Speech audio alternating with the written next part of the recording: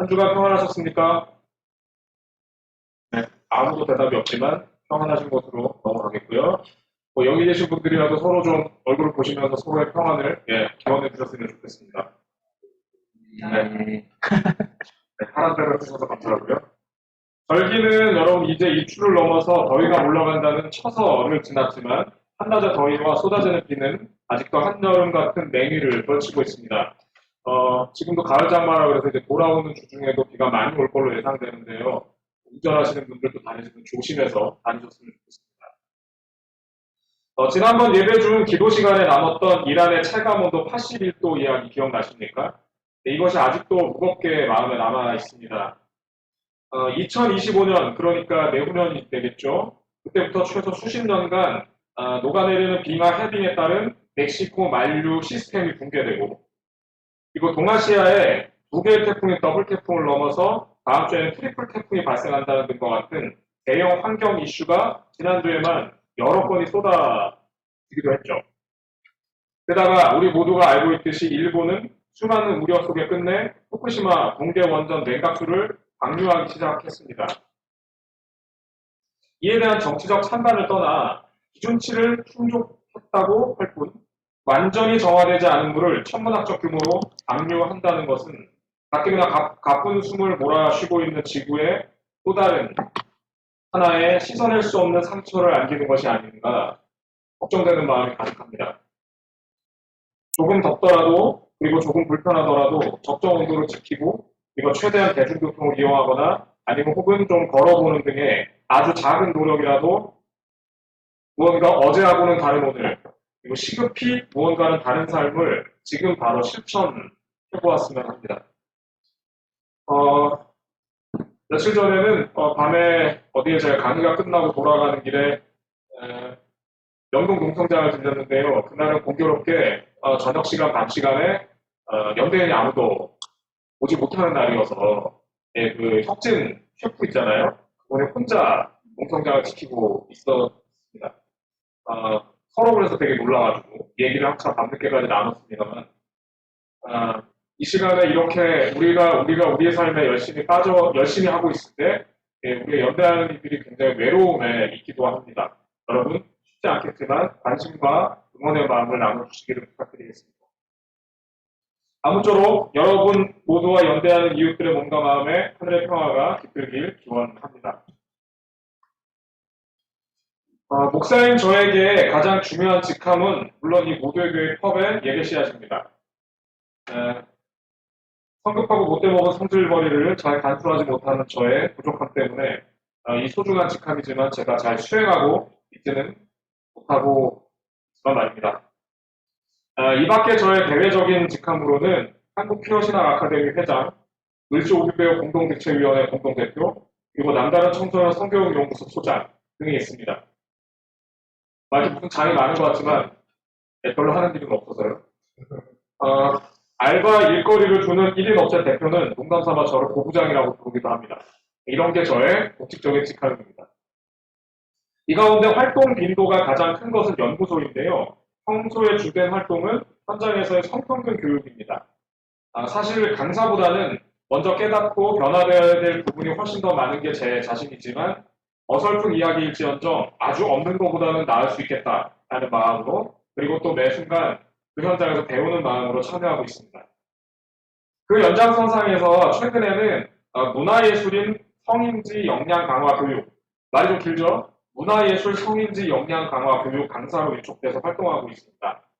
이에 따라서 연극, 춤, 클래식 연주팀 같은 다양한 문화예술 현장에 가서 성평등에 대한 이야기를 하곤 합니다. 올해 강의 주제는 환대 연습이라는 것인데요. 평등한 관계 맺기를 저해하는 주변화와 타자화의 문제를 삶의 자리에서 우리 같이 생각해 봅시다 라고 하는 것이 지금 진행되는 강의의 내용입니다. 강의 안의 내용이 무척 좋아서 이건 제가 만든 게 아니에요. 다른 사람이 만들어준 거라서 내용이 되게 좋아서요. 기회가 된다면 우리 교회에서도 성평등 위원 차원에서 한번 이 프로그램을 같이 한번 시행하고 나눠보면 어떨까 하는 생각을 좀 해보게 됩니다. 이 교육은 주로 지금 7월, 8월이 그 문화예술계에도 좀 약간 한가한 때인가 봐요. 그래서 이때 이제 되게 집중적으로 좀 진행되고 있어서 요즘에 최근에 한 일주일에 한 2번 정도 강사 역할을 담당했습니다.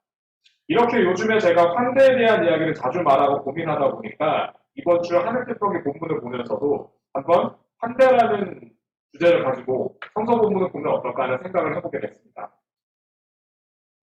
오늘 함께 읽었던 성서를 여러분 생각해 봅시다. 지금 아마 이동 중이신 것 같은데 지금 들어오신 안성 사인방도 한번 같이 생각해 봐 주시기 바랍니다.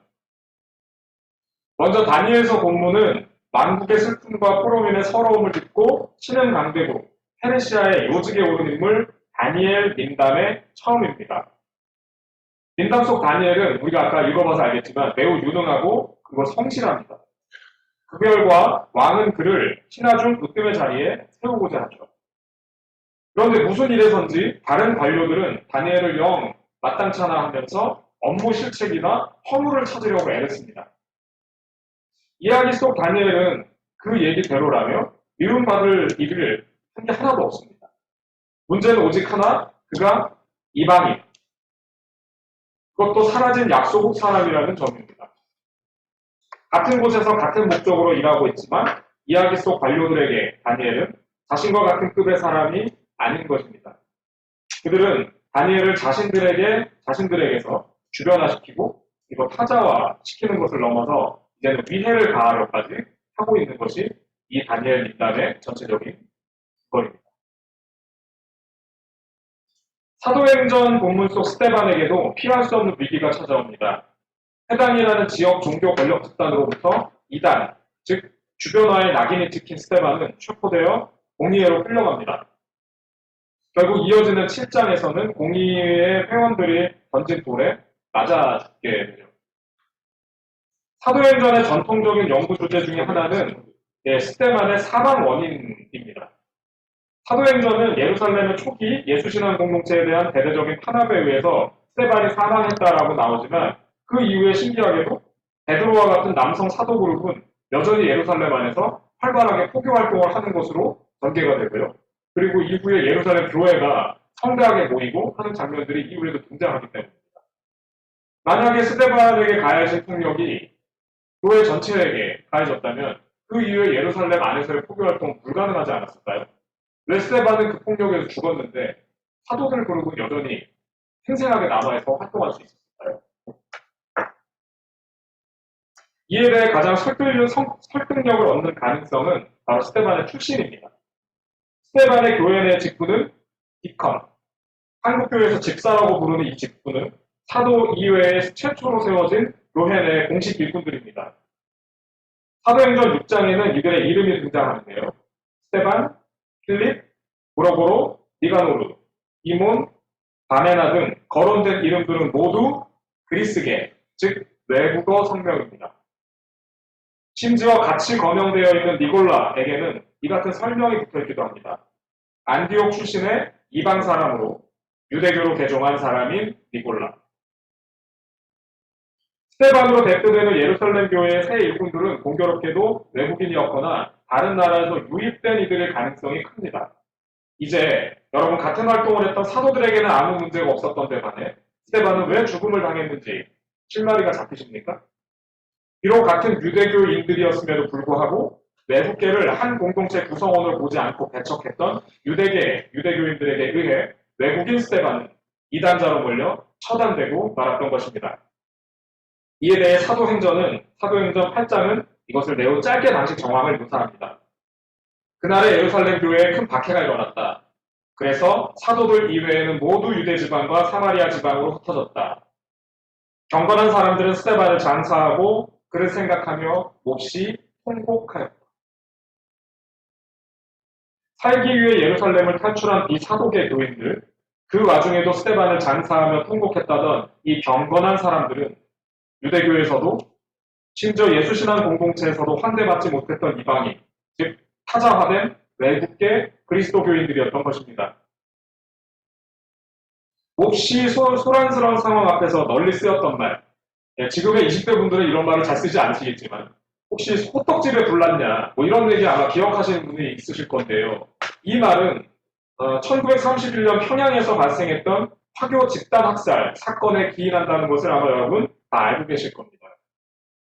이때는 전국적으로 이 화교에 대한 학살이 이루어졌고 평양 안에서만 추산치로만 약 200명이 넘는 화교가 학살됐다고 하죠. 일제강점기의 사회적 우울감과 분노가 그 지배자였던 일제로 향하지 못한 채 약한 외국인에게 굴절되었던 이 비극은 로마 제국의 억압과 수탈에 대한 반감을 무고한 외국인들에게 폭발했던 사도행전 속 스테반의 죽음과 금액이 같다 하겠습니다. 마태복음 본문은 이처럼 환대받지 못한 이들이 남긴 기록입니다. 총독들과 임금들 앞에 끌려갈 때, 이웃들에 의해 관가에 끌려갈 때, 살기 위해 가족을 고발해야 할 때, 한 동네 살던 이들로부터 미움을 받게 될 때, 마침내 온 동네로부터 박해를 받아야 할 때, 이 끔찍한 폭력은 같이 살았지만 같은 존재로 인정받지 못했던 이들이 당했던 주변화 및 타자화로 인해 발생했던 비극이었던 것입니다. 어쩌면 오늘의 성서 본문들은 이처럼 함께하는 일을 환대하지 않았을 때 사회적으로 어떤 아픔이 발생하는지를 오늘의 우리들에게 말해주고 있는지도 모르겠습니다. 대척받았던 다니엘과 스테반, 또 마태복음 공동체 구성원들의 이야기를 통해서 지금 우리들에게 말입니다. 2차 대전 중 가족 모두를 50여행쯤 우리들에게는 아우슈비츠로 더 잘 알려진 집단 학살 수용소에서 일었던 철학자 레비나스는 유독 환대에 대해 강조했습니다. 그는 인간에게 있어 진정한 휴식은 평화로부터 찾을 수 있는데 이 평화는 바로 이웃을 향한 근접성을 통해서만 확보할 수 있다라고 말했습니다. 그리고 이 같은 근접성은 익숙하고 안락하다 여기는 세계를 과감히 열고 상대적으로 위험부담이 있고 낯설고 부담스러울지언정 그 존재를 기꺼이 환대할 때 비로소 얻을 수 있는 것이다 라고 역설했죠. 여러분 기억하십니까? 2014년에 제주도에 수백 명의 예멘 난민들이 유입됐던 시기가 있었습니다. 그들 중에는 본국에서 억류된 부모님과 강제로 헤어져서 도착했던 초등학생 정도 나이의 5남매가 있었죠. 이들을 지원한 시민사회단체가 이 아이들을 위해서 빌라 한 칸을 마련했는데요. 문제는 실거주자가 한국인이 아님을 알게 된 집주인이 퇴거를 요구하면서 발생했습니다. 이때 나가라 라고 했던 집주인이 했던 말은 다음과 같습니다. 무서우니까 모두 내보내주세요. 성인인 주인에게 그 어떤 위해를 가할 가능성도 없는 10살 전후의 아이들 5명에게서 느꼈던 그 공포의 실체는 무엇일까요? 아마도 그들은 부모 잃고 도움이 필요한 존재가 아닌 이방인, 피부색과 언어가 다르고 관광객도 직장인도 아닌 이 불명확한 이들을 환대하지 못하는 마음, 바로 그것이 원인이 아닐까 생각해 봅니다. 북아프리카와 서남아시아의 사막에서 생활하는 베두인족에게는 매우 감동적인 환대 문화가 있다고 합니다. 한낮의 극심한 더위와 밤의 혹독한 추위에 노출되면 살아남기 어렵다는 것을 그 누구보다도 잘 알았던 그들이기에 위험에 처한 이방인을 보면 그가 누구였는지, 왜 왔는지 아무것도 묻지 않고 일단 자신의 장막으로 데려와서 음식과 잘 곳을 마련해 주는 것이죠.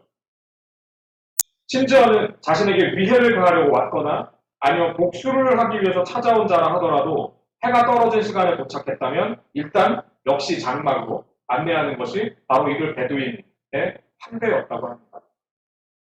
그 혹독한 자연 앞에서는 내가 그렇듯 그 어떤 존재들도 살아남을 수 없기에 그들의 환대는 나와 너, 우리와 이방인을 가르지 않으며 심지어는 적조차도 맞아들이는 것입니다.